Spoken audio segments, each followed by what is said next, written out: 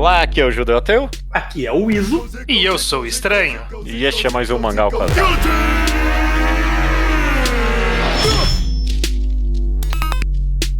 Sit in the dark and ponder how I'm fit to make the bottom fall to the floor, and they all fall down. Yeah. It goes, it goes, it goes, it goes, it goes, it goes. Yeah. Maravilha, meus amigos, sejam bem-vindos ao episódio 288 do Mangá ao Quadrado. Tudo bem com vocês? Tudo ótimo. Tudo bem, e você? Tô tranquilo também. Tô relativamente bem descansado hoje. A gente tá aqui pra gravar um episódio clássico do Mangá ao Quadrado. Quer dizer que não tá dentro de nenhum quadro específico. É um tipo clássico mesmo de programa que a gente faz, que a gente inventa... Não inventa, né? A gente decide uma palavra, um tema específico que envolve o nosso consumo de mangá e tenta meio que conversar sobre quais são as consequências, como é usado, pra onde vai. E você que já baixou o episódio, você viu que provavelmente, eu tenho dúvidas ainda sobre esse título, eu não vou mentir. Talvez seja Ed o título, né? Ed é a palavra Qual em outro inglês. nome você pensou? Eu não vejo a outra opção. Eu não vejo outra opção, mas aqui eu não queria, sei lá, é meio Ed? É meio Ed, talvez, exato. Você está dizendo que é um termo, não tem um termo em português pra Não isso. tem termo em Realmente não português tem. pra isso, Realmente não tem. A gente incorporou essa expressão mais do que, inclusive, a própria tradução da palavra, né? A gente incorporou o que ela é entendida hoje em dia no português. Perfeito, vamos começar por aí então. Como é que você definiria Ed pra quem, sei lá, alguém que não é viciado em internet e tá escutando esse episódio e nunca se deparou com essa palavra? Como é que ela é usada, pelo menos, você acha, Iso? A primeira coisa que eu fiz foi procurar qual que é o sentido literal da palavra. Uhum. Que eu descobri que é literalmente o oposto de calmo, é tenso. Uhum. Mas é tenso como sentimento, é tenso como... Quase nervoso, né? Tipo, Nervoso. tá na beirada, né? Exato. O Ed de beirada, então você está à beira, né? Está ali, no limite. Na teoria era pra ser coisa que te deixa tenso. Mas não é como é usado hoje, né? Não. Usado pra... Do jeito que a gente usa na internet, Ed é causador, quer causar. Ele segue sendo algo que tá no limite, na beirada, mas a ideia é que ele não está na beirada de, sei lá, de explodir de tensão, né, de estar na beirada de um precipício. Sim, ele está no limite do, meio que do aceitável, o limite do que é moral, o limite do que é ético. A ideia nasce disso, né, do termo Ed, é algo que tá ali na... Tá passando quase dos limites do que é humanamente aceitável. Eu tô mostrando o que não se pode mostrar. O sentimento é muito esse. Tem o mainstream, né? Tem a parte central, o centro das coisas acontecendo, e tem as beiradas, né? O limite, né, daquilo. E nasceu com essa intenção, mas com o tempo ele passou a ver isso com uma conotação negativa, na verdade, né? Aplicada a isso. Esse é um aspecto que eu acho importante comentar, que descrevendo aqui, se você nunca ouviu esse termo sendo usado, parece que é algo provocador no geral, né? Mas eu acho que essa palavra não é usada hoje em dia em nenhum momento. Tem algum tom de ironia nela, né? Uhum. No sentido de que é tão propositalmente provocativo mesmo, sem nenhum propósito, quase. É Ed, sabe? É só passando desse limite sem nenhum motivo, sabe? Tão desnecessário, quase. Uma expressão que eu acho que encaixa muito é o tentando demais. Tipo, ele tá tentando demais ser... Tá no limite. E aí ele soa como forçado, né? Porque não é visto como naturalmente no Ed. Sempre que se fala Ed, se pensa que não é natural. Sim, parece que é um adjetivo que as pessoas buscam se encaixar mais do que qualquer coisa. Buscam não se encaixar, né? Sim. Os mangás Ed de 2022, você chama eles de Ed porque o autor quer que alguém chame eles de Ed. Porque o cara foi... E às vezes, se o mangá é bom, eu, como leitor, fico com vergonha de chamar de Ed, mesmo se for provocador. Exato. É. Um exemplo que eu sempre penso, acho que é um clássico da internet mesmo, é o Shadow de Sonic, né? Pra mim, esse é o avatar do Ed, né? Tipo, Sim.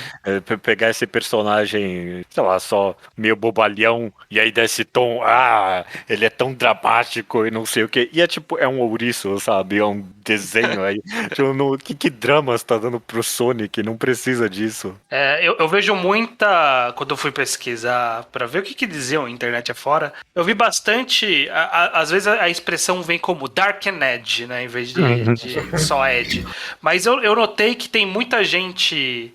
Principalmente achei fórum de literatura, gente discutindo isso, que eles meio que definem Dark como é o que eu quero fazer e Edge é o que eu faço sem querer e é percebido assim, sabe? Então, tipo, eu quero fazer uma coisa que é mais obscura, mais diferente, que aí soa como dark, né? Como sombrio, e aí no final, se for mal feito ou enxergado pelo público como forçado, ele vai se transformar em Edge, né? Então, eles tentam equilibrar esse limite. Não é todo mundo, mas eu achei legal essa separação que tentam fazer. É fascinante esse aspecto do uso da palavra que realmente a intenção é muito importante, né, no uso do Ed, né? Porque realmente você acha que o autor tá, tipo, tentando ser, né? Ele tá tentando ser, aí é Ed. Mas se é natural, né? Se parece só a forma com que a história tá sendo contada porque ela é assim, aí ninguém vai falar que é Ed, vai falar que é profundo, né? Vai falar que é complexo. É crítico. É crítico, exato. Eu até acho que a gente pode tentar fazer um exercício, porque vai ser importante para essa discussão daqui para frente, né? A gente entender o que a gente quer falar sobre o Ed e dos possíveis problemas ou não. Que é meio que, vamos pegar alguns exemplos e ver onde a gente encaixaria. Se a gente acha que é Ed ou se é só, sei lá, tá lidando com temas pesados, esse tipo de coisa, com coisas dentro do limite. Então, eu vou jogar um ou outro título aqui, eu quero que vocês digam se é Ed ou não, na opinião de vocês. Ok, ótimo, vamos lá. Death Note. Ed. Tem momentos e momentos, vai. Mas eu acho que ele é na maior parte Ed, sim. Por que vocês pensam que é Ed? O que vocês sentem que ele faz e dá essa impressão pra vocês? Ele tá tentando demais alguma coisa? Bom, essa é a única coisa que Death Note faz. Ele tenta demais. Eu acho que ele tem a pretensão. E talvez seja porque o Obata gradativamente cai no meu conceito cada vez que ele desenha um mangá novo. Então, por isso que eu gaguejei até um pouco, porque o Oba, né, que é o escritor... É o Oba, eu chamei de Obata, perdão, o Oba. O Oba. Me dói um tiquinho falar que Death Note porque, sei lá, eu adoro, eu poderia passar horas aqui conversando sobre as inúmeras temáticas interessantes dele. Mas é bom falar dos Eds que a gente gosta, eventualmente. É porque, sei lá, pra mim ele até levanta umas questões de fato interessantes, sabe? De fato tem conflitos ali que não estão só ali, nossa, isso aqui é muito, muito profundo, sabe? Agora, Platinum End, esse eu com certeza é Ed, eu não tremo nem um pouco pra falar, sabe? Então... Eu imagino o Oba pirando quando ele faz o Light falar de acordo com o plano com eu criei o protagonista mais subversivo da história da Jump. Eu imagino. Eu sinto que a questão toda fica justamente no que soa pro leitor como o que parece a intenção do autor. Fica sempre uma leitura nossa e é uma percepção coletiva de que Death Note ele exagera em tentar mostrar-se no limite daquilo que é... esse aqui é um jogo psicológico tão complexo que eu comer um biscoito, o salgadinho, é um momento dramático, sabe? E não, só soa como forçado, como um meme mesmo eu vou pegar o salgadinho e comê-lo, sabe? Aquelas páginas... cena clássica, sim. Aquela cena clássica. Então, ele soa como exagerando, só que não necessariamente ele é ruim por isso, mas que ele soa... forçando a barra, ele soa. E é por isso que talvez essa percepção de que ele é Ed. Um aspecto em específico que eu meio que associo com o uso dessa palavra, e a gente vai continuar com os exemplos, mas talvez só isso pode acrescentar um pouco a discussão, é meio que a adolescência. Eu tenho esse clichê na minha cabeça que o que adolescente gosta é o que ele acha que é adulto, no caso, né? Tipo, adolescente não quer coisa pra adolescente, ele quer coisa que ele acha que é pra adulto, no caso, né? E obviamente isso não é a mesma coisa do que um adulto quer numa história.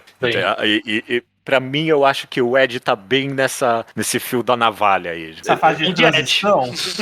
Exato. Essa fase de transição em que a pessoa que viu muita obra family friendly, por assim dizer, que é algo diferente, mas ainda se impressiona muito fácil, e vem umas obras muito a mais que pegam justamente quem tá fazendo essa passagem. Não, exato. A gente ali, todo mundo aqui começou com Naruto, One Piece, não sei o que. Aí teve algum mangá que você leu pela primeira vez e você pensou pra si mesmo, nossa, isso aqui é gibi pra adulto, né? Death Note, eu pensei exatamente isso quando eu li Death Note pela primeira vez. Exato. Battle Royale. Battle Royale é um ótimo Eu exemplo. li os dois no mesmo mês, inclusive. Death Note e Battle Royale. E eu achei, os dois são o mesmo tipo de mangá. Eu já eu sou adolescente. Eu até anotei também essa palavra adolescente aqui nas minhas anotações pro programa, porque justamente ele é um período da vida em que a gente acha que sabe das coisas, mas a gente tem pouca vivência, porque não teve tempo pra isso, né? Não é nem por nada, né? Tem pouco tempo, pouco amplitude de conhecimento. Então, quando você vê a primeira coisa, qualquer coisa que tem esse apelo de tem uma nudez, sabe? Tipo, nossa, é uma cena de sexo, de violência, é sangue, é tripas, é batalha psicológica, tipo, isso soa como algo que transgride aquilo que você estava acostumado até então. Porque de fato transgride. Transgride mesmo, exatamente. Exato. Sim. Porque transgride mesmo. Só que aí quando você vai crescendo e vendo que tem mais coisas tratando disso e que estão tratando com mais nuance, de forma menos escrachada, de forma menos gratuita muitas das vezes, né? Como, por exemplo, o mangá de Battle Royale, ele é completamente gratuito e um monte de coisa. Sim. Hoje eu não leria de novo o mangá. O livro eu adoro ainda, mas o mangá eu tenho certeza que se eu olhar de novo pra ele, eu vou achar que eu era um adolescente burro, que provavelmente eu era. Mas eu acho que é bem isso mesmo. Ele tem esse apelo, o Ed, ele tem esse apelo de adolescência ao mesmo tempo, realmente. O que coitados dos adolescentes na internet também. Você pode... Eu vi pra esse podcast pensando isso, que... você pode gostar das coisas Ed, não é nenhum... esse podcast aqui não é sei lá, uma crucificação do Ed, nem nada, sabe? Até porque, às vezes, a culpa não é nem do mangá Ed, a culpa é de Naruto. Tipo, a gente vê, caralho, esse mangá é completamente diferente de Naruto. Mas talvez Naruto não deve ser a referência. Que é o default. Sim. Ó, eu tenho um outro exemplo aqui que é um queridinho nosso, historicamente, do podcast. Eu quero ver se ele passou do limite do Ed ainda ou não. Onani Master Kurosawa. Dei um pulo aí de Death Note pra Onani Master Kurosawa, que faz sentido, né? Essa transição. Sim. Vocês acham que ele ainda é Ed? Pô, a gente ainda tá no terreno do Ed aqui? Pior que eu não achei Ed quando eu li, porque eu li depois da fase que o resto do podcast inteiro leu. Eu li, sei lá, o Animaster eu li ano passado. Não, eu releio ele com uma certa frequência também, eu continuo amando ele. Eu não sei. Mas não necessariamente ele... É que eu não senti que eu tava lendo um mangá subversivo psicológico. No começo eu senti que eu tava lendo uma paródia, acima de tudo. O que é um bom tema de discussão, se paródias podem ser Ed. É porque o Nanemaster Kurosawa, ele é engraçado nesse sentido de que a premissa dele parece algo que é feito por um adolescente, né? Ele parece que ele tá querendo zoar Death Note, mais do que imitar ou homenagear. Quando você lê ele, se alguém te explicar a premissa de Onani Master, você pensa, isso aqui é muita coisa pra adolescente Peaky Blinder, né? Mas eu acho... Peaky Blinders. Peaky Blinders, sei lá, eu nunca...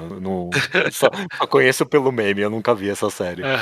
Mas eu acho que se você lê o mangá, você não enxerga ele dessa forma, não. Talvez até dê pra ler. Eu acho que o Onani Master Kurosawa, ele tem essa possível leitura. De que se você for com menos intenção, você pode tirar uma camada de Ed ali morrer ali. Uhum. Teve muitas pessoas que já mandaram e-mail ou comentário pra gente que não gostaram de ler na época, porque sentiram que era só, sei lá, tava tentando demais. Que é uma frase bem comum quando se trata de Ed. É possível ter essa leitura. E quando você lê com um pouco mais de, sei lá, Boa com outra vontade, ou sei visão, lá. não sei nem se boa vontade, mas talvez com outra visão, com mais experiência, você nota que tem mais camadas ali. Pra mim, sei lá, no final das contas, tudo depende, que nem a gente tá, obviamente, né, chegando a essa conclusão e vendo só nos exemplos que realmente é bem, é bem pessoal o que você considera Ed ou não, e no sentido que você comentou, Estranho, de que vai depender da sua análise no final das contas. Eu vejo a análise como algo tão mutável mesmo. Eu posso ler hoje o Nani Master Kurosawa e fazer um podcast inteiro com vocês dois aqui comentando do quão Ed ele é, sabe? Uhum. Interpretação hoje em dia, eu vejo ela como algo tão tipo, fluido e tipo, você meio que tira o que você quer, sabe? Mas se você quer ver qualquer uma dessas obras que a gente mencionou como Ed ou como Profunda, não é uma possibilidade pra mim, sabe? Vou trazer um exemplo contemporâneo do podcast, que eu acho que é uma categoria, que ele tá na exata categoria do Nani Master, que ele tem uma boa camada de Ed ali, mas ele tem mais coisa pra oferecer também, e aí depende da sua disposição de encarar. Fire Punch. É bem contemporâneo Se você nesse sentido. se você falar a premissa, como aconteceu com muita gente daqui, né? Você fala a premissa, ou até Chainsaw Man, dá pra dizer, que eu acho que até se bobear foi chamado de Ed nesse podcast. Pelo judeu antes dele ler. Sim. Não nesse podcast, quer dizer, talvez pelo judeu nesse podcast, mas quando eu comecei a ler, eu descrevi pra vocês dois e eu dei o apelido pra esse mangá de Ed Edson McEd, que foi essa a minha primeira impressão do mangá. Qual deles? O Chainsaw Man? Chainsaw Man. É. Eu lembro muito bem desse apelido que eu inventei pro mangá. Ele tenta muito. Porque ele tem essa camada, né, de tentar muito ser violência e peitos, e sabe, e o Fire Punch tem uns assuntos bem polêmicos, né, tipo, e se eu meter canibalismo, sabe, para quem lê sem disposição vai falar. Eu queria chegar no assunto do Chainsaw Man, porque a gente falou de Ed como uma questão de adolescência. Uhum. E eu fui um adolescente muito facilmente atraído pro Ed.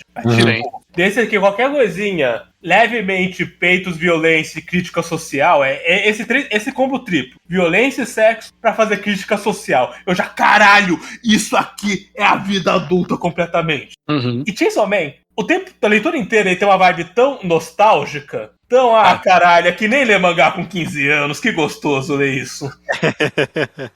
Mas isso não é ruim pra leitura. Assim como eu tenho carinho por muita coisa que eu li na adolescência. Uhum. Mas ele é nostálgico nesse sentido pra mim. Então isso me deixava bastante pensativo. Sim.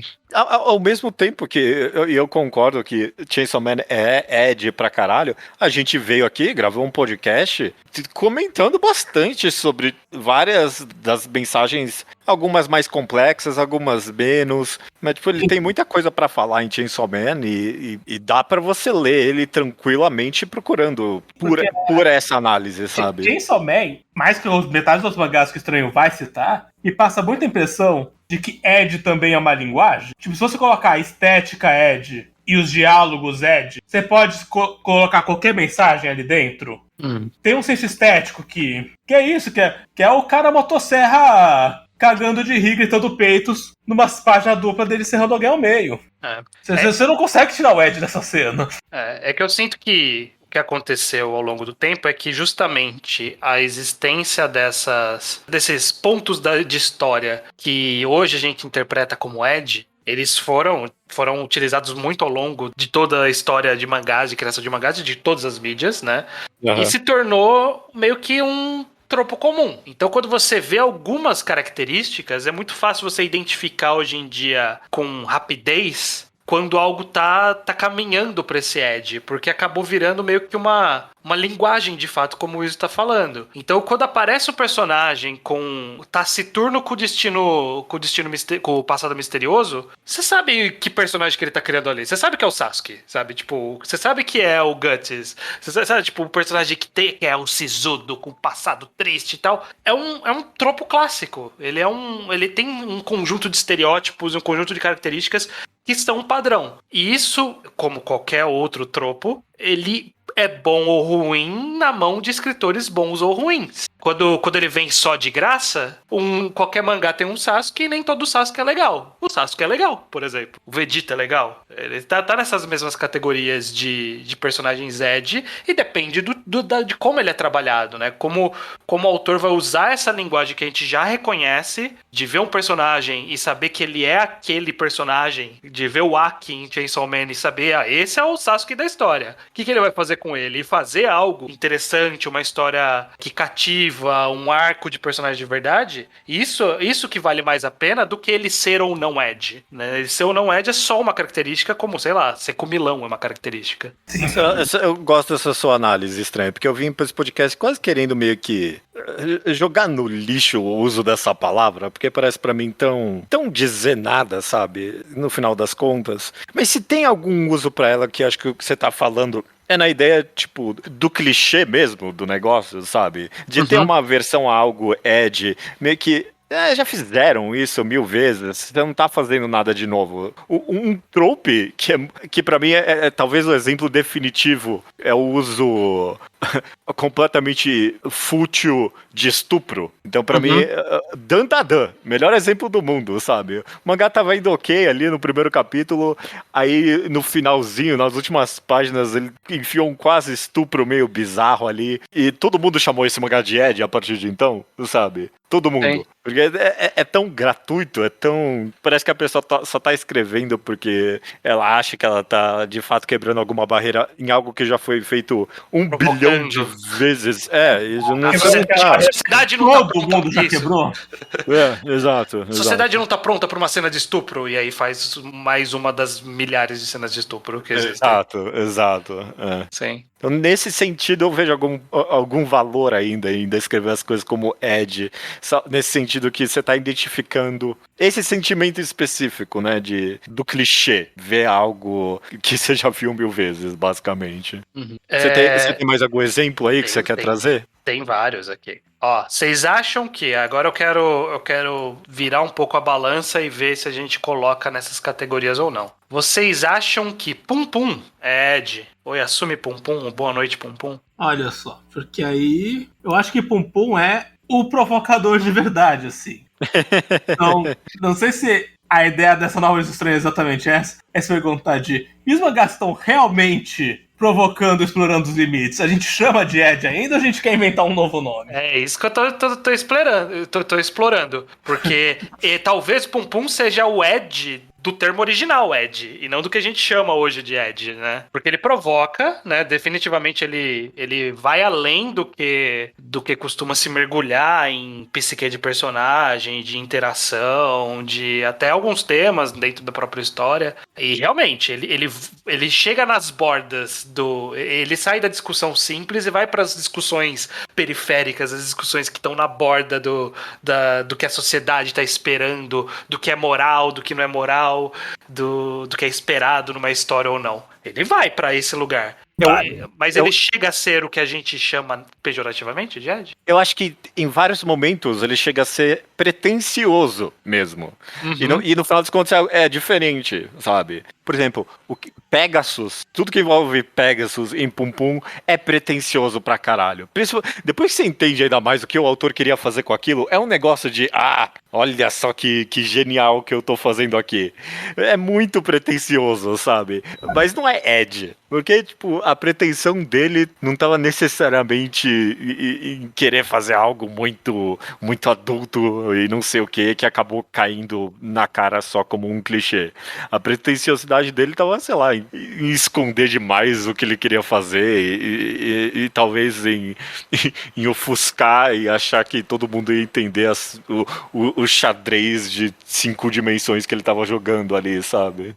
É que parece que esse mangá, esse trecho, por exemplo, específico de Pum Pum, ele não fez pra agradar o adolescente que tá saindo de fora tá conhecendo o mundo do mangá fora do Naruto. E parece que ele fez pro cara que já passou por isso e já tá mais além, e que ele tá querendo a coisa mais complexa, e o autor tá falando, eu vou fazer pra esse cara, só que ele tá fazendo de um jeito que não é legal, sabe? Então parece que eu acho que a questão de até de onde ele tá mirando, né, em qual discussão, qual é a provocação do limite que ele tá trazendo, não é uma provocação barata, é uma provocação mais complexa. No final é pretencioso, mas não é barato. Ou talvez a diferença tá em onde falhou, sabe? A pretensiosidade. Se falhou porque você achou que você estava escrevendo algo muito revolucionário e não é, aí talvez é Ed. Mas se falhou por algum outro motivo, seja lá qual for, aí é só pretencioso mesmo, talvez. Deixa eu te perguntar, Estranho. Pode perguntar. Você acha que Cocô no Hito é Ed? Vocês não leu Cocô no Hito? Acho que não, né? Não li. Nossa, foi uma boa leitura pra vocês. Você ia gostar mesmo. Você só vai ter que passar pela parte mangá de esporte, que são 3 volumes. 3 volumes mangá de esporte, o resto ele vira outro mangá. Esse é o grande motivo pelo qual eu não comecei, Não, mas é só esses 3 primeiros. Você tem que ir, você tem que ler Cocô no Hito. A gente fez 4 programas de Cocô no Hito, foi um pré-reenquadrado antes dele existir. E o primeiro programa chama mangá de esporte. E aí todos os outros são os arcos de verdade da história. Eu sinto que ele partiu de uma intenção Ed no começo. Ele tinha um pouco disso. Quando ele apresenta um carinha que chega de ponta cabeça gratuitamente, sendo cool numa competição de escalada, ele tá tentando demais. Que esse cara de ponta cabeça, sabe? É tonto, é adolescente. Você não acha que ele tenta demais nos volumes finais? Não, eu sinto que aí ele se encontrou na história do que ele tá querendo contar. Talvez aí você pode discutir se ele foi bom ou não naquilo que ele fez, mas eu não sinto que ele tá tentando demais, ele tá fazendo aquilo que ele tava fazendo já, que ele se propôs, ele tá escalando aquela própria história. Então eu não sinto ele como Ed, eu não conseguiria classificar como Ed, eu pensei, mas eu não me soa, pelo menos não depois dos 3 primeiros volumes, quando troca de escritor. Eu quero perguntar um pro Iso, porque eu sei que ele lê e o Judeu eu sei que não lê. Mas tem um mangá que eu descobri ele num Julgando pela Capa, que é um programa que a gente tem lá no YouTube, quem só ouve o podcast não sabe, mas todo mês a gente julga capas de mangás. E muito tempo atrás a gente julgou, sei lá, capas dos volumes que tinham saído no Japão naquele mês. Tinha uma capa boa do mangá chamado Shonen no Abyss. Sabia que era esse, sim. E o Iso, não sei se você tá lendo ainda, mas você leu bastante dele, né? Eu acho que eu devo estar entre 5 e 10 atrasado. Você considera ele Ed? Pra caralho! Mas nossa! Acho que é a coisa mais Ed que eu leio. E esse é uma coisa que eu noto, porque tem mangá que a gente falou que Ed é muito subjetivo e pessoal, mas tem mangá que eu não consigo chamar de subjetivo, porque eu sinto que Ed é o disclaimer que eu tenho que dar. Se eu quero recomendar o mangá, primeiro eu tenho que explicar que ele é Ed, pra depois explicar, mas é bom. Porque se eu não falo nada, a pessoa vai ler o primeiro capítulo e falar: porra, isso, uma coisa Ed, eu dropei. E eu tenho que explicar que não, engole essa e lê com calma. E Shonen no Abyss é o que eu tenho que dar esse disclaimer. Eu não posso fingir que não é Ed, porque eu gosto. Ele caminha um caminho similar a Pum Pum, de ter essas discussões psicológicas, ter uns relacionamentos estranhos, mas ele vai muito direto no mais raso dessa discussão, né? E se esse cara aqui se meter num rolê muito doido? E aí ele põe o cara numa situação muito absurda, e aí coloca cada hora uma situação mais e mais absurda, uma em cima da outra. Que você vê que é ele tentando... Qual o limite do absurdo que eu consigo colocar nessa história aqui de situação que a sociedade não está pronta? Eu acho que tem um plot point relevante no mangá, do quanto o clima de uma cidade pode soar como um literal abismo, um lugar do qual ele te destrói, vai te matar, mas você não consegue escapar da cidade. Que é feito melhor do que em outro mangá famoso por tentar fazer esse mesmo clima, que é a Konohana. E aí eu devolvo a pergunta: o Oshimi é Ed? Porque a gente não gosta dessa palavra pro Oshimi, porque a gente gosta de falar bem do Oshimi. Mas eu tenho anotado aqui, ele tava na categoria de que eu ia perguntar. Mas também. O Oshimi, pra mim, ele dialoga muito com o Ed. Sim. Eu tava comentando com o Judeu, faz um tempão. Não lembro nem qual mangá que eu tava comentando, porque isso tá em praticamente todo o mangá dele. Mas sempre que eu leio cena de bullying do Oshimi, eu lembro das cenas de bullying de Gantz. Eu acho que elas têm o mesmo tom. como que é o tom, porque eu não ligo antes. Tipo, do quão absurdo e, tipo, direto ao ponto é. Mas sei lá, às vezes também é meio real até nesse aspecto, sabe?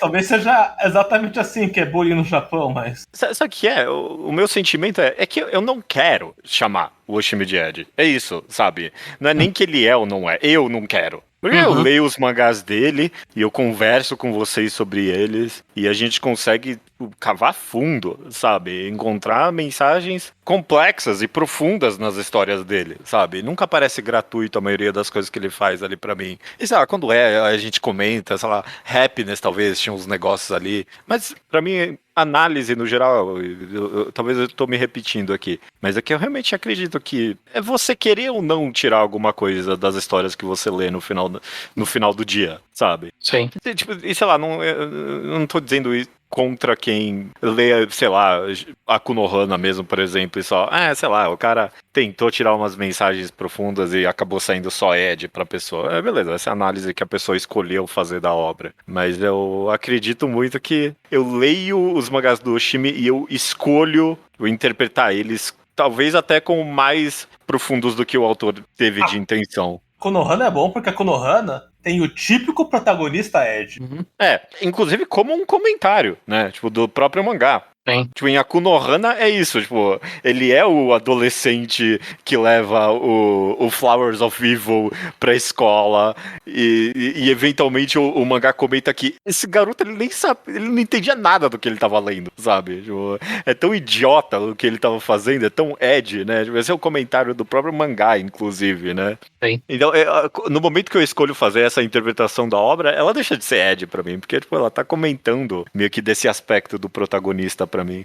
Nesse sentido, deixa eu transformar isso numa pergunta, então, indo um pouquinho mais amplo, saindo dos exemplos. Vocês veem algum valor, algum propósito em continuar usando esse termo, tipo, de Ed, se a gente meio que... Logo do início a gente comentou, né, que, tipo, obviamente depende da sua perspectiva. Se é novo, não vai ser Ed. Se é a 1000ª vez que vocês estão lendo aquilo, aí vai ser. E aí, tem que acabar o Ed? Eu diria que não, porque primeiro a gente não consegue só mudar a língua claro, de falar, porque as pessoas vão continuar usando, mas eu sinto que é o que a gente comentou, ele diz algo, ele não é que é uma palavra que ela se tornou vazia com o tempo, ela não é shonen, que é uma palavra que se tornou vazia com o tempo. Sim. Ela é uma palavra que ela diz algo, ela tem uma categoria que é ampla, é vaga e subjetiva, mas quando duas pessoas falam isso, elas estão mais ou menos com a mesma intenção. Os limites vão variar, mas é mais ou menos a mesma intenção quando elas estão usando esse termo. Então eu acho que ela tem essa função porque ela descreve algo. Faz sentido usar. Agora, ela descreve algo ruim? Eu diria que não. Eu acho que é isso que eu tô concluindo com essa nossa conversa aqui. Que ela não descreve necessariamente algo ruim. Ela descreve um conjunto de características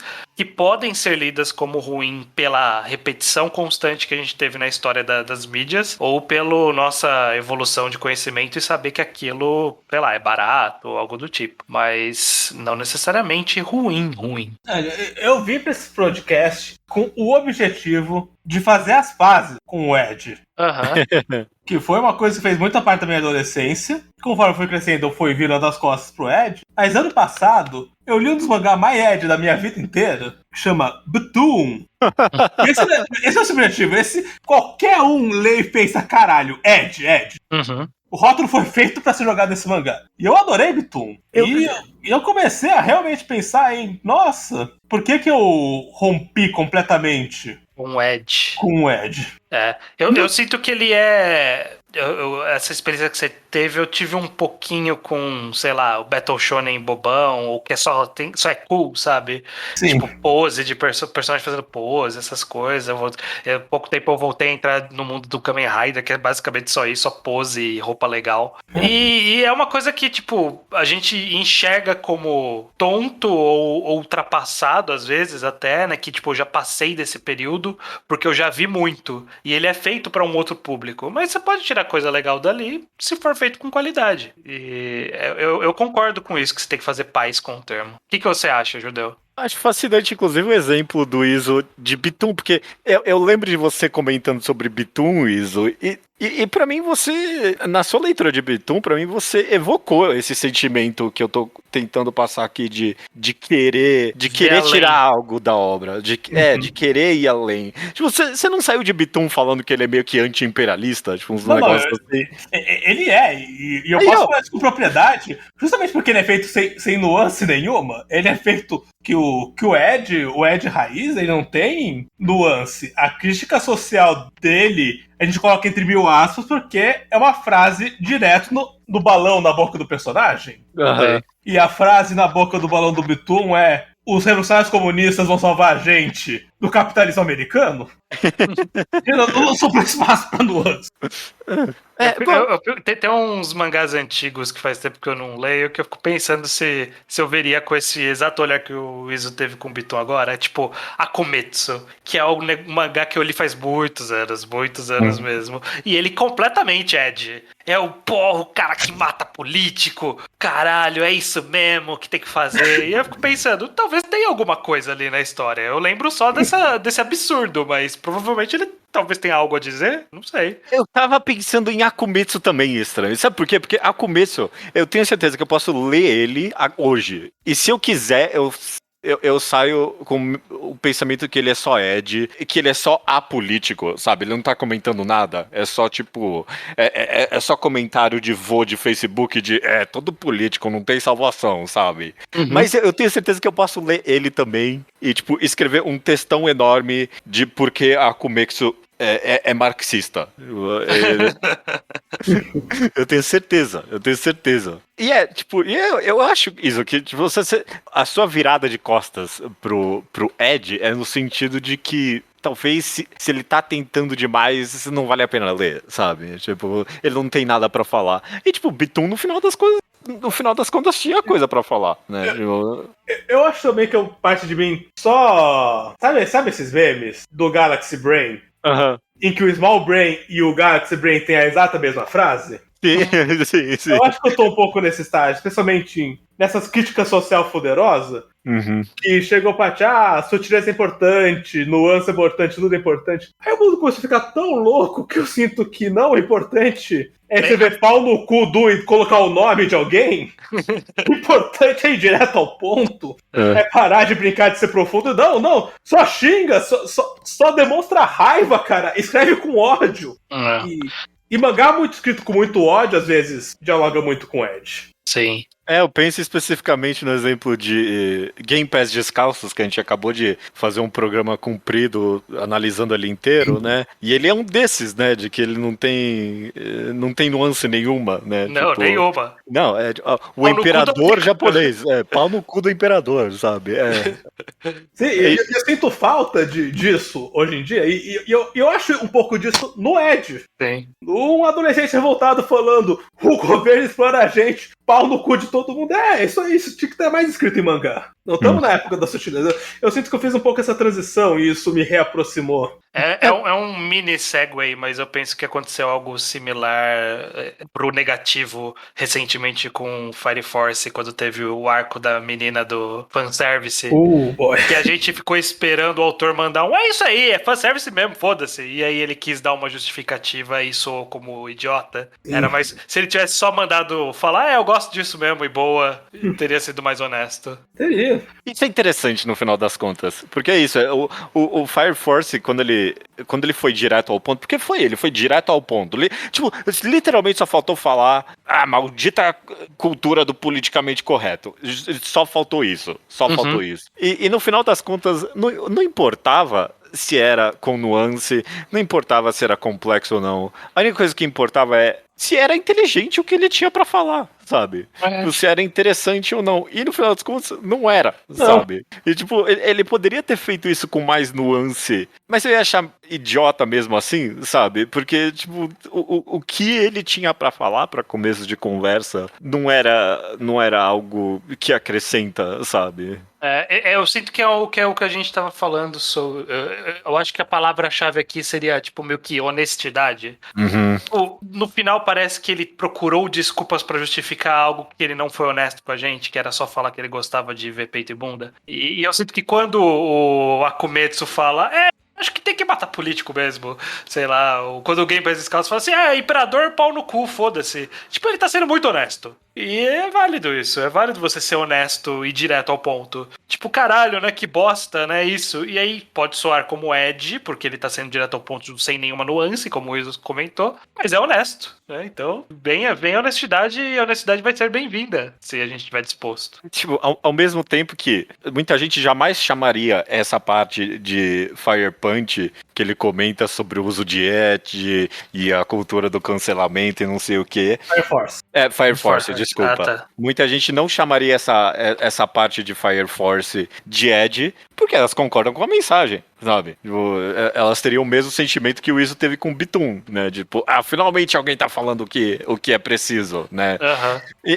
E talvez muito do Edge esteja aí, sabe? No fato... Além mais da quebra narrativa do negócio, sabe? É mais de, tipo, se a mensagem de fato é uma mensagem que um adolescente pensaria, né? Death Note, pô, meu, e se um cara puder matar todos os bandidos com o caderno e o mundo ficar melhor? É idiota, é uma ideia de um adolescente, sabe? Não é assim que você resolve os problemas da sociedade, né? Em nenhum momento, tipo, é questionado, tipo, sei lá, os limites morais desse negócio, né? Mas Death Note pega o adolescente quando o Light vem e fala: se perguntar na sala de aula, todo mundo fala que o Kira tá errado. Mas você entra na internet, o mundo mostra a própria cara. Todo mundo com 15 anos pensa, é isso aí, caralho. Todo mundo quer matar os bandidos também.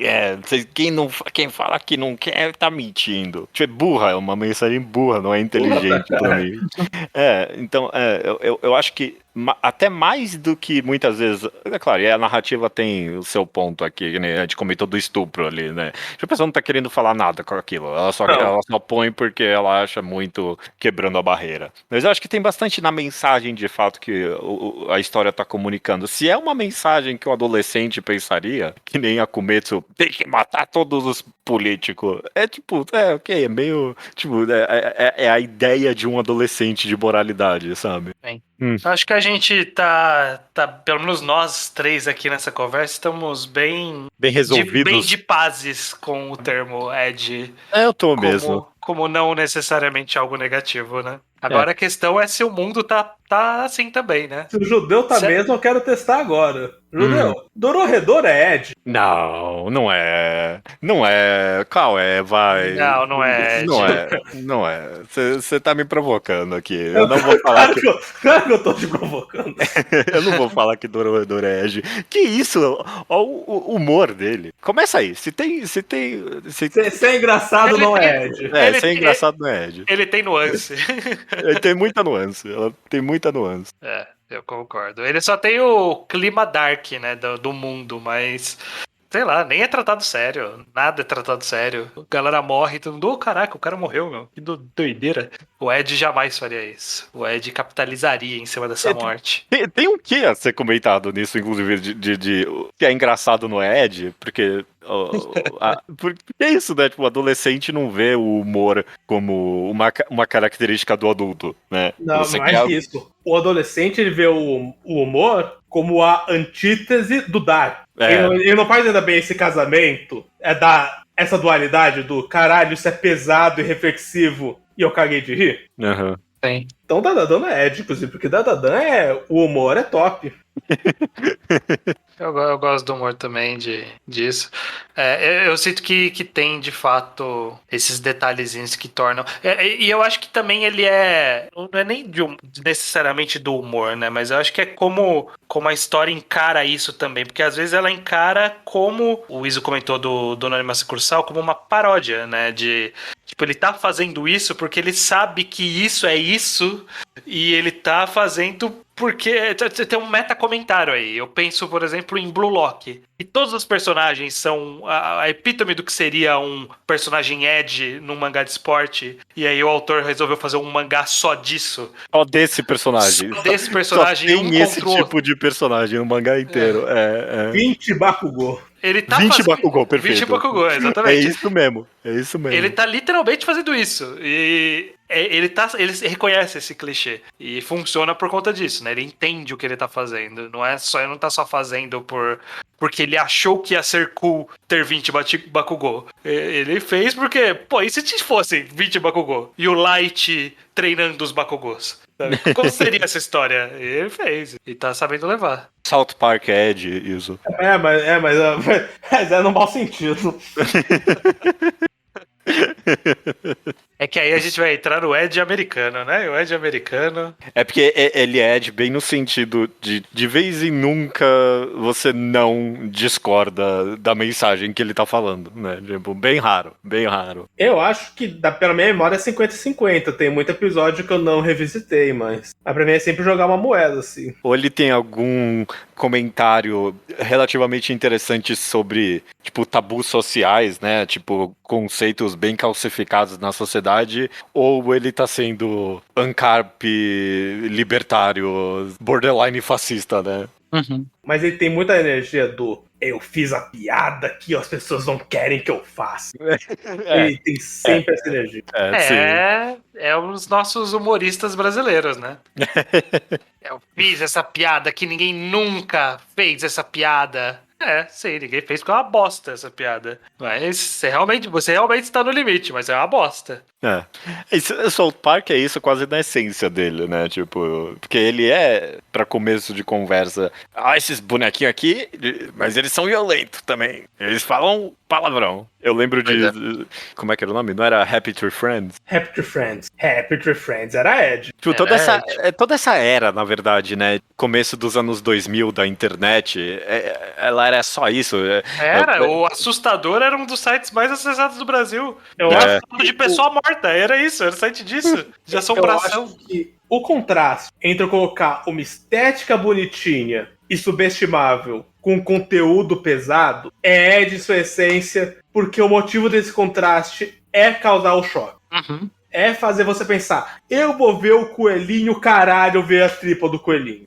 Esse choque é de sua essência. Ai, nossa, eu pensei numa conclusão interessante aqui agora, talvez, de que coisas como Happy Tree Friends, ou até o site que você comentou, como era o nome? Assustador. O Assustador. Eles eram muito Edge, mas era porque a internet na época ainda era um espaço em que você via, não, pode fazer coisas que, tipo, não pode fazer na vida real, sabe? Tipo, não pode mostrar na TV, não pode... Tipo, aqui é ambiente livre, e as pessoas ainda estavam testando com isso, o que você pode fazer, o que você não pode fazer, e, tipo, estavam jogando um monte de merda na parede, sabe? Newgrounds, que, tipo, na época de Columbine tinha um monte de joguinhos de tiroteio escolar, esse tipo de... joguinho de tortura, de Flash, todas essas merdas, sabe? Uhum. E eu associo isso com... Sabe o que é Ed de verdade? Banheira do Gugu. Banheira do Gugu é Ed. Tipo, é o mesmo sentimento. Tava testando os limites. Tipo, de o Brasil ter saído dessa era de censura, e aí a TV nos anos 90 e 2000 foi tipo, tudo que não podia agora pode, né? Então, banheira de as mulheres ali de biquíni, olha só, na TV, que loucura. Uhum. Mostrar a eleição do Van Damme. Tipo, é o mesmo sentimento, tipo, olha só o que eu posso fazer aqui agora. Sim. Banheira do Gugu é Ed. Essa é a conclusão que eu tiro desse podcast. É uma boa conclusão, eu concordo. Na verdade, televisão dos anos 90 é Ed, na essência. Até onde a gente pode chegar.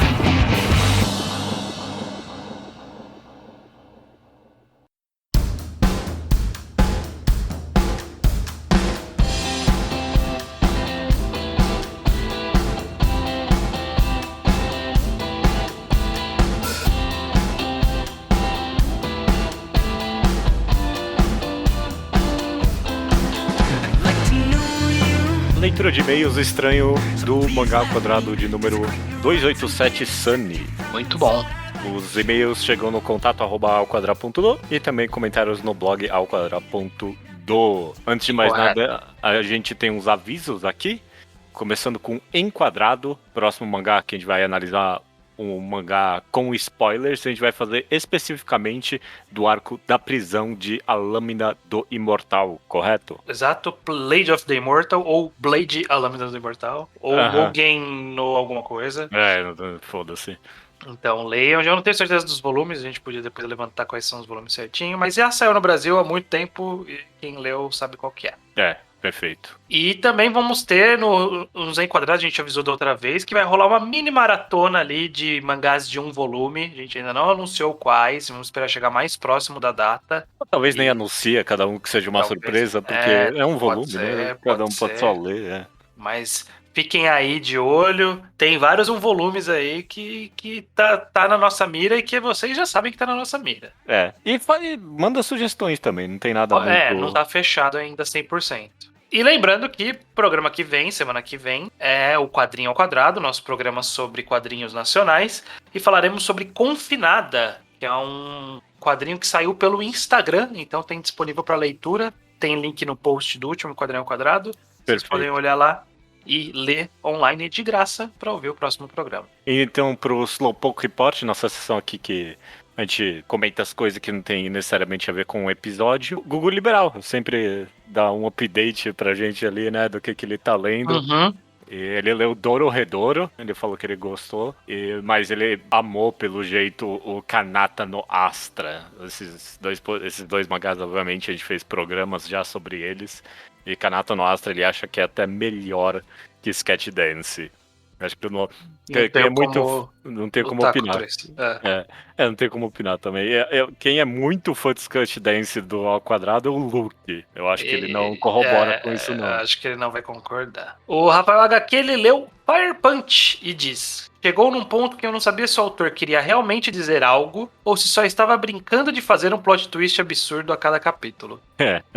Esse é o sentimento mesmo que evoca. Eu nem sei se ele tem tantos twists assim. Ele tem alguns, vários, na verdade. Mas eu não lembro de ter momentos que vinha um atrás do outro. Normalmente vinha um twist e aí mudava a história completamente por alguns capítulos. Aí ele ficava nesse status quo por um volume, talvez, e aí mudava tudo de novo. Eu acho que faz parte do épico que ele quis fazer. Sobre o tema do programa, de novo, Sunny, né? Exato. Maravilhoso, gente. Vocês leem esse mangá se estiverem à vontade, que seja, né? Exato. O Bernardo Caneiro, de Espírito Santo, comenta: eu discordo com vocês sobre a facilidade de ler o mangá. Na minha opinião, certos momentos da história pedem uma pausa na leitura. Um bom exemplo sendo o capítulo que o Sei tenta roubar o carro. O Adachi lendo o cronograma é um final tão intenso que me obrigou a parar. Não é necessariamente difícil de ler, mas a primeira leitura leva mais que um dia. Com certeza leva mais que um dia. Acho que uma primeira leitura, assim. É comprido. Dá pra ler, não é longo, mas ele é pesado, eu diria. Realmente, eu concordo. A gente falou que é meio que fácil de ler, no sentido de qualquer um pode ler, mas é carregado, sim. É carregado, emocionalmente. Emocionalmente desgastante mesmo. E temos aqui também o e-mail do Sávio Carvalho Siqueira, 28 anos, professor de História de Corumbá, Mato Grosso do Sul, que ele veio tirar uma dúvida que a gente levantou no podcast. Eu fiquei muito feliz com esse e-mail. Foi uma boa informação aqui e vai ficar para os ouvintes também, Sobre a dúvida surgida durante o podcast do funcionamento das casas de acolhimento e orfanatos do Brasil, a assistência social só permite que uma criança fique abrigada numa casa de acolhimento se ela não tiver absolutamente nenhum outro parente para ficar, ainda que seja um parente distante que a criança não tenha muito contato. Apenas em último caso é que o sujeito permanece em um abrigo. No caso de pais mortos, dependentes químicos em nível profundamente problemáticos e pais violentos, são situações que fazem com que a criança fique em abrigo. Dito isso, no Brasil, uma pessoa como Haruo, que é o White, né, de cabelo branco, ele jamais ficaria numa casa de acolhimento, uma vez que sua mãe está viva e saudável. Pela lei, ela nunca poderia optar por não ficar com a criança, deixando-a com outras pessoas. Não podemos também nos esquecer de seu pai, outro adulto vivo e saudável, que também não assume sua responsabilidade na paternidade. No podcast, depois que eu li esse comentário, eu pensei, talvez, tipo, a gente acabou comentando menos do pai como, tipo... Culpado, né? Como culpado. Foi um erro nosso mesmo, eu concordo. É porque, sei lá, no fundo da minha cabeça, eu de alguma forma consegui racionalizar que ele é um fracassado por completo, mas É que a mãe estava estável de alguma forma, né? Tinha residência fixa e ele era um maluco viajante. Mas pelo jeito ele tinha alguma residência porque ele tinha uma namorada, né? Ele falou. Não era justificativa de forma alguma. Não é justificativa de forma nenhuma. É só que soou mais plausível. Mas realmente, ele tem tanta responsabilidade quanto a esposa. A ex-esposa dele, a mãe do Haru. Então fica aí a informação. Bom, interessante saber de fato que é assim no Brasil. Parece bem mais ético, eu não sei. É interessante. Eu me pergunto eu acho que tem pra onde vão as ramificações legais disso na vida real. Eu sei que tem algumas possibilidades, porque, por exemplo, eu já vi muitos casos de alguém que dá uma criança para outra família, sabe? Tipo, meio que conscientemente, não é nem que abandonou, e sim que não tinha como criar, né? Não é aquela coisa de filme que larga na porta e some. É que realmente fala, não tem como criar, você quer cuidar da criança, e aí outra família assume. Tem até relativamente próximo da minha família. Caso assim. E aconteceu, existe. Tipo, essa criança hoje ela tem uma família biológica viva, que não é a família que criou, e agora ele pertence à família que criou. Qual foi o caso jurídico disso? Eu não sei dizer. Eu suponho que provavelmente foi só na conversa mesmo, né? Porque, então, exato. Tipo, eu só Mas eu acho que imaginar eventualmente... que a família que acolheu, se quisesse na justiça cobrar uma pensão, provavelmente conseguiria. Mas eu acho que em algum momento rolou um processo de adoção pra oficializar, né? Até porque você precisa ser o tutor legal da criança pra poder tomar decisões. Então, em algum momento teve algum processo aí. Eu só não sei como funciona. Mas o Sávio já ajudou bastante a gente a elucidar alguns cenários específicos quanto a casas de acolhimento. Então, muito obrigado pelo e-mail. Fascinante pensar nessa divergência cultural mesmo, sabe? Porque, lendo agora como é de fato no Brasil, tipo, reforça o meu choque da existência desse sistema no Japão, sabe? Eu nunca que eu imaginaria algo assim aqui, sabe? Sim. É tão diferente mesmo. Eu não sei qual é a diferença na mentalidade cultural que permite eles verem isso como algo normal, sabe? É muito maluco mesmo. Eu acho que, sei lá, é uma sociedade de certa forma bem individualista, né? Na forma como eles lidam. Eu não sei, eu não quero resumir a isso, porque claro que nunca é só isso. Mas deve ter alguma coisa sobre, sei lá, cada um vive a vida do jeito que quer, não sei, não se mete na vida alheia, não sei dizer. Difícil. Muito difícil não cair em estereótipos aqui. Mas... Bom, é claro, tem coisas que a gente faz aqui que seria absurdo pra eles também, né? Não consigo de cabeça apontar nada agora. Algum japonês provavelmente conseguiria. A gente não respeita os professores aqui, por exemplo. Ninguém se curva. Sabe? Ninguém se curva pro professor. A nossa família imperial se curva pro professor.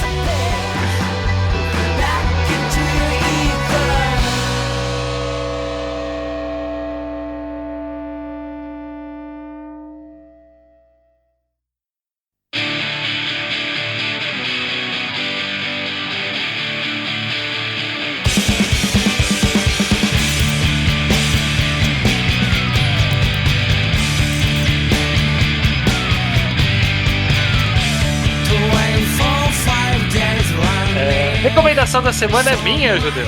É só assim estranho, eu não tenho a mínima ideia. Você ainda me deu umas dicas aqui em off e eu não peguei. Eu conheço esse mangá? Conhece. A recomendação dessa semana é parte de uma coberta de buracos que a gente tem na história desse podcast. A gente está fazendo isso com Nana no Reenquadrado, que é um dos quadros aqui do podcast. E aqui eu expando. Eu expando certo? Não sei. Pra o outro mangá muito conhecido da mesma autora, da Ai Yazawa, que é Paradise Kiss. Ok. Mangá ok. de 5 volumes, que teve uma reedição recente no Brasil, lançado pela editora Panini, mas tem uma edição antiga que saiu também, que talvez dê pra achar, não sei. Eu estou comprando a nova e foi por ela que eu li. Paradise Kiss, ele conta uma história, ele é um meio que chamado de Josei, mas ele não é exatamente Josei, porque na verdade ele saiu numa revista de moda, não é uma revista de mangá. Tipo, é uma revista especializada em moda, e então, em teoria, não tem demografia, mas pode-se dizer que é mais pro Josei. Ele conta a história, a personagem principal é a Yukari Hayasaka, mas dentro da história algumas pessoas chamam ela de Caroline. É uma menina que estava ali preocupada, fazendo ensino médio, perto de se formar, e fazendo cursinho, porque ela queria muito entrar na faculdade, era o objetivo dela, entrar na faculdade, mas ela acaba conhecendo uma galera da escola de arte que tem ali na região dela, que no caso é uma galera de moda. Ela é uma menina alta e magra e esbelta, e eles queriam uma modelo para um desfile de moda que ia ter no concurso da escola. E aí ela acaba se envolvendo com essa trupe, com essa galera, que são esses estudantes de moda. Tem tanto o cara com piercing e corrente na cara, tem a menininha meio loli, tem a mulher autona, que parece vitruviana, e tem a vitoriana, era vitoriana, na verdade, vitruviana é o homem vitruviano. É, o homem. Vitruviano. Funciona. E tem o estilista, que é o bonitão, que é o Jorge. Se você tá lendo os extras de Nana junto com a gente, você já ouviu ela citando o Jorge nos extras de Nana. As meninas falando, eu quero conhecer o Jorge. Aí é o cara daqui. E meio que rola um relacionamento ali entre a Caroline e o Jorge. É um pouco sobre esse relacionamento, talvez um pouco mais sobre a relação entre todos esses personagens e sonhos, objetivos, o que ela quer pra vida dela, as decisões que ela toma em cima disso. Novamente, pra quem já leu Nana ou tava acompanhando o nosso podcast, lendo junto com a gente, eu sinto que Paradise Kiss ele é um mini Nana, no sentido de que a graça é ver a dinâmica entre esses personagens que ele foi criando, que a história foi criando, né, que a Ayazawa foi criando, de colocar essas peças no tabuleiro, organizar elas, de vez em quando traz uma peça de fora e começa a misturar de uma forma homogênea ali, pessoas que são bem diferentes, muito próximas, e a graça tá justamente nessa interação, e ver como eles lidam, como lida com as frustrações, essa menina se descobrindo a paixão e descobrindo a sexualidade dela, todos esses personagens se interagindo, é uma história sex positive total.